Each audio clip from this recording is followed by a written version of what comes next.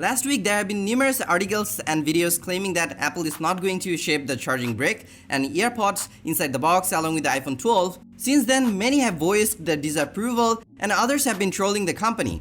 But in recent rumor, Samsung is also not going to include chargers in their box starting from next year. With two major smartphone manufacturers going the same route, not to include the charger with their phones, we have decided to dive in to see why they are trying to ditch chargers. Hey everyone, I'm Chaser and welcome to Tech Square. Over 1.5 billion smartphones are being sold every year.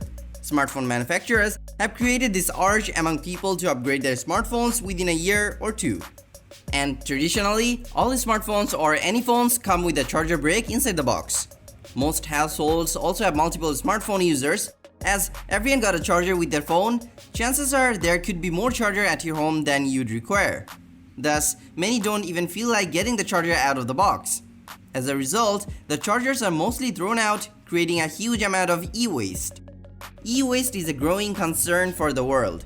According to a report by The Verge from July 22nd, humans have set a record amount of e-waste generated worldwide in 2019, with 53.6 million metric tons of disposable phones, computers, appliances, and other gadgets. The amount of the e-waste has increased 21% since 2014. The European Union has been trying to force companies by establishing a voluntary standard for a single charging port for all smartphones over a decade now. So regarding the problem of e-waste, everyone is on the same page that it is becoming a huge problem. But everybody is trying to address this issue in their own way. As all the leftover chargers inside the box are contributing more to the e-waste problem, both Apple and Samsung are committing to reduce the amount of e-waste produced from their smartphone sales by ditching chargers inside their box. Both companies are responsible for over 35% of total smartphone sales worldwide. That's a lot of unused chargers.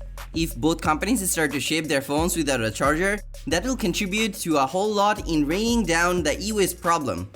And we are at a point where every step to reduce e-waste should be welcomed. Fast charging has become a priority in the past couple of years. And if you are a Samsung or any other Android smartphone user, chances are you already have an abundance of the fast charger at your home.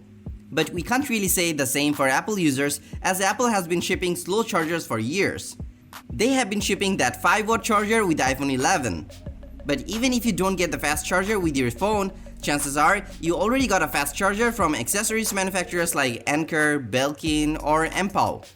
Very few people actually rely on stock charger these days.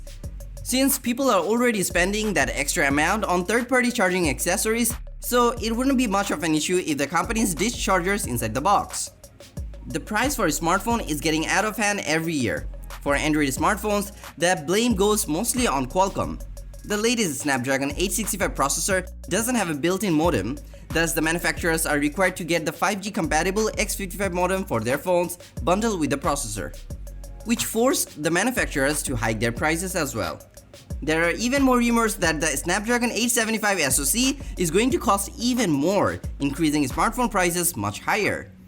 If the companies ship the phones without a charger, it could help them control the prices for their smartphone. Now, you might be thinking of how much a charger could cost. But the chargers from Apple and Samsung are really good when it comes to durability, reliability, and capability. Apple's 18-watt charger will cost you $29, while a 30-watt charger will set you back at $49. Meanwhile, Samsung's 25-watt power adapter will cost you $35 and 45-watt charger is $50.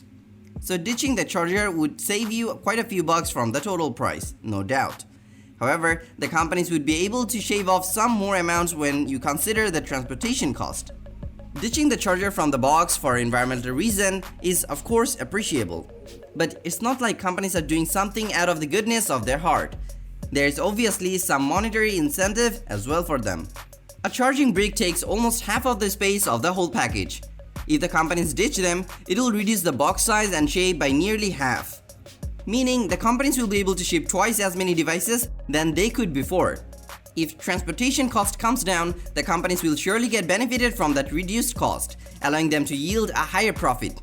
It will also help them cut down the increasing prices of the smartphone. So ditching chargers from the box would not only be beneficial to the companies, but also to the environment and the users as well. Now, we know that not all will have a fast charger at their home. Companies could keep an option on their website to purchase the phone bundled with a charger as they do when they want to buy their AirPods or a case. And this way, they won't have to be stuck with a low wattage stock charger. Consumers can choose chargers that will meet their needs better. Stock chargers from Apple and Samsung can be pricey for someone, so they go for other brands like Anker and Belkin. Since most flagship phones now have wireless charging, consumers can get a wireless charger for them that does not come with the box. Anyways, that's all for our video today. If you liked this video, then don't forget to hit like and share with your friends. Let us know how do you feel about the companies trying to ditch charger from the box. If you love our videos, then consider subscribing to this channel and press the bell icon to get notified for our future videos.